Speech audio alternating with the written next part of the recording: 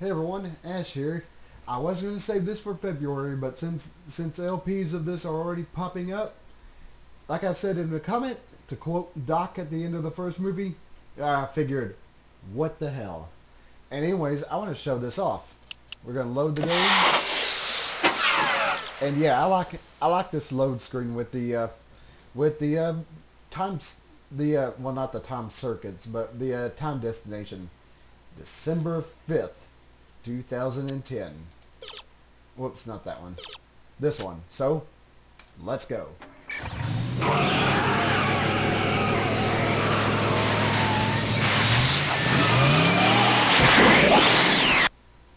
That's an awesome load screen. I have to hand it to the guys at Telltale. They did a great job on this game. I also like that. Now, anyways, I've actually played this and I've beaten it, and it's a pretty short game, so I will probably be doing every bit of dialogue that I can, interacting with every object that I can, and yeah, first it will be interacting with the clocks. I wonder why Doc didn't take any of these with him. Actually, you know what, let me,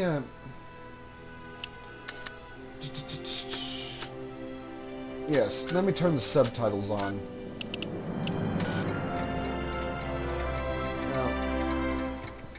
Jennifer'd like that. She's into old stuff. Of course, clocks and more clocks.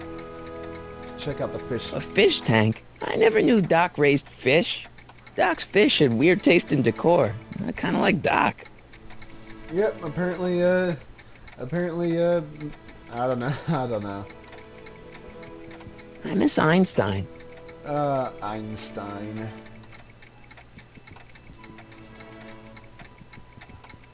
Does nature contrive it so that even with a time machine, you can intervene to prevent your own conception, for example?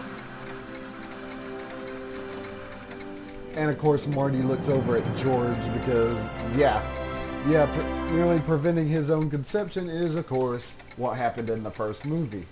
Okay, what else do we have to mess around with? Actually, let's go talk to George while we're here. Hey, Dad. Ask who's running the... Who's running this sale anyway? Oh, that'd be me, son. You? Why? Well, once it became apparent that the bank was going through with the sale, I volunteered to oversee it in order to make sure that Doc's stuff would be treated with a modicum of respect. Isn't that right, Biff? You got it, Mr. McFly. But of course, he's not dead. I'm telling you, this sale is a joke. Doc's only been gone for a few months, and I happen to know... Yes, you've told us he's not dead. He's on a trip. Let's say you're right. Have you considered that this trip may not have been entirely voluntary? I hate to say it, but Doc's run up some pretty sizable debts around town. Maybe he's just hiding from his creditors. Ouch. Ouch. That's pretty harsh there, Dad. You got Doc wrong. Sure, maybe he's not so good with money. That's just because his mind's always on bigger things. But he's still a straight-up guy. He'd never run away from his problems. Well, you know him better than I do, son. But the bank is within its rights to sell off his stuff. Maybe you should try to find some things to remember him by before Biff grabs them all. Actually, that's a good question. What is Biff doing here? What's Biff doing here? He wasn't a friend of Doc's. It's a public sale, Marty. Everyone's allowed. Even Biff. Oh, unfortunately, because yeah, Biff, as you might know, is a butthead. Sorry, I just had to say it. Do you think dreams can predict the future? Well, you know I don't go in for that mystical stuff, but I do think they can reflect how you're feeling about the future. What did you dream? Oh, just weird stuff about Doc. Well, that's understandable, don't you think? I guess, but I feel like it was telling me something. Alright, and we don't have any more interactions with George, so let's exit out of this. I'll keep looking around. Thanks, Dad. Ah, the giant amplifier. It took me forever to repair this thing after I blew it out last time, and now some jerk's gonna pick it up for pennies. You know, with an amplifier that big, you'd think it actually cost a whole lot, but apparently not. Actually, there was something I need to do back here that I forgot to do. The dog feeder, which you see at the very beginning of the first movie. Hey, let me... Now, Biff, leave Marty alone. This is a very emotional time for him. Oh, sure. Sorry, Marty.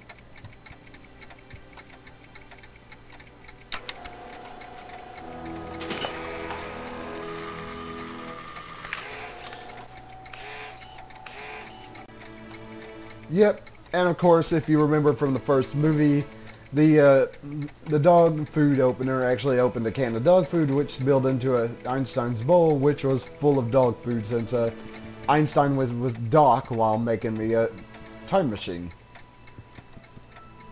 What do we have over here? Looks like a hand crank lightning rod, or maybe a lightning powered pencil sharpener. I can see Doc making a lightning powered pencil sharpener. Ah, the mind reading helmet. Feels like that was a lifetime ago. Actually, I guess it was. The good old mind reading helmet. And the jukebox. If you remember when we came in on the first video, it actually played some Huey Lewis and the News. It didn't actually play the entire deal, but it played a little bit of it.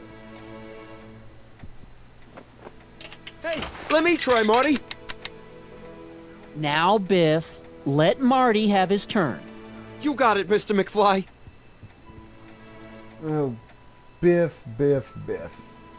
What do we have here? Hope that wasn't poison gas or anything. Yeah, I'd have to hope so too. Oops. Is there anything else I can interact to over here? With the exception of Biff? Apparently not. So let's look at the model. Doc built this model at downtown Hill Valley way back in 1955. The clock tower in the courthouse even works. What the? Is that Doc's notebook in there? Hey, that looks just like the courthouse. You gotta hand it to the old coot. He was good with his hands. Biff, can I see that a minute? This would look great in my fish tank. Give the old carp something new to nibble on. Yeah, let's see if he'll hand over the courthouse for us to look, because we need that notebook. Can I see that model courthouse for just a second? I need to get something out of it. Like what? A not guilty verdict? That was a joke. Oh, ha. But really, can I? Nah, I think I'll hold on to it. Give it here, Biff. Well, look at what we have here. Looks like plans for something. What's a flux catheter? It's none of your business. Doc asked me to... Brown's worm food, kid. But this looks like it might be worth something. Ha! Biff, even in this state, he's still a giant douche. Let's go see if we can get that, notebook from Biff. Hey, Biff. Yeah, it's worthless to him. It's just a notebook with Doc's scribblings. What did Doc ever accomplish? Nothing. Then it's worthless, right? If it was really worthless, you wouldn't want it so bad. Yeah, unfortunately that didn't work out. So, yeah, he also wouldn't understand the notebooks. So let's try this one. That notebook wouldn't mean anything to you. You wouldn't even understand what's in it. You calling me ignorant? Pretty much. Okay, so we'll just buy the notebook from him. I'll pay you for it. How much? Not enough. Yeah, as you can probably tell, talking to Biff about this, despite all the nice options here, actually, let's try, despite all the options here, it's not going to work, but I'm going to go through the dialogues anyway. I just can't let you keep that notebook. It's dangerous. What, is it set to explode or something? Well, in a way. I'll take my chances. I only want that notebook because, well, I'm sentimental. It's like a piece of Doc. Doc's dead! Time to get over it and move on. Yeah, that's kind of harsh there, Biff. But I don't expect any less from a butthead like him. Never mind. Let's go talk to George about the notebook. Oops. Hey, what's his guitar doing in here? Hey, Dad, why's my guitar got a price tag on it? Sorry, son. Must have been an overzealous clerk. Just pick it up. I'll iron things out with the bank. And, yep, it's in his inventory now. It may not look like much, but it packs a wallop. And also, we have a photo of George McFly here. I keep this picture of my dad to remind me that even the most hopeless losers can grow up to be pretty cool guys. Now let's talk to him about the notebook. Hey, Dad. That notebook is Doc's legacy. I've got an obligation to protect it. Now, hold on a minute. Didn't you just get done telling me Doc's still around? Off traveling somewhere? Yeah. Then how is it your obligation to protect his legacy? You can't have it both ways, Marty. If Doc's alive, he can protect his own legacy. I'll keep looking around. Thanks, Dad. Actually, let's use the guitar with the amplifier here.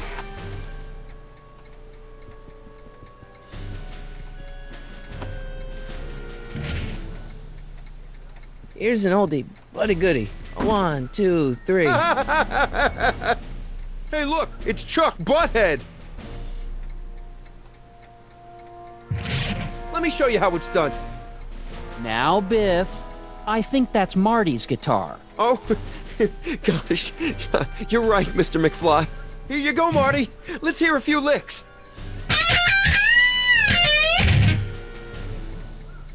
Wow, that was sizzling hot. Like a melting ice cube. And, yep, let's do that once again. And now, something your kids are really gonna like. Thanks for warming them up for me, Butthead. Biff, I thought I told you not to take my son's guitar. Oh, right. Sure thing, Mr. McFly. I was just warming him up for you, Marty. Let's see what you got.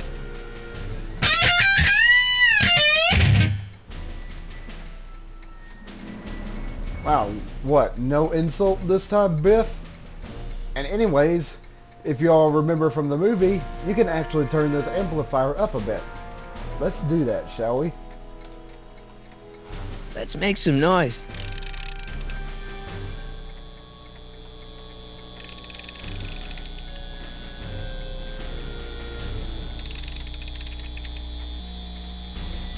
Oh, come on, we can turn it up higher than that. I better not crank it up anymore. I really don't want to blow this thing out again. All right, let's use the guitar. Let's use the guitar one last time for this video. You want to hear a number by Biff and the Biff Tones? Always happy to play for my adoring fans. Now, Biff. Oh, yeah. Here you go, Marty.